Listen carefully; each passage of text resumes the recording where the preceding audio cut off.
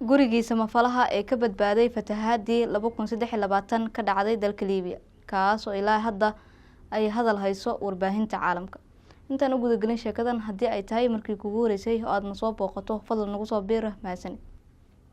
fatahaadii baanayda ee ka dhacday gobolka Darna ee dalka Liibiya sanadkii tagay ee 2023 wuxuu abuuray burbur baaxad leh, balse hal guri ayaa soo jiitay indhaha caalamka kaas oo ku dhex badbaaday bartamaha musiibooyinkii ka dhacay gobolkaasi Darna.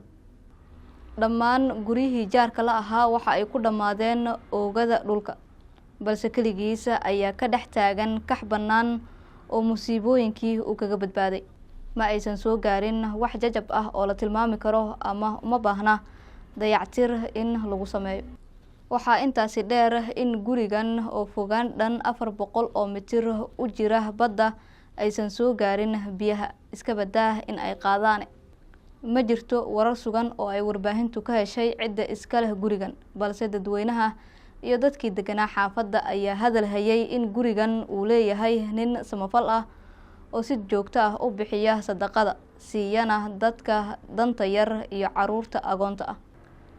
waxaa sidoo kale la soo wariyay in gurigan uu hoy u ahaan jiray dadka quraanka xifdinaya, gaar ahaan caruurta.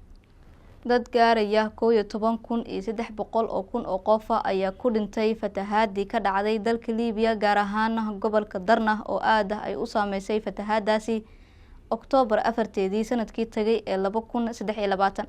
waxaana weli raq iyo ruux aan lagu hayn dad gaaraya 10,100 qofood oo ay saameysay fatahaadaasi.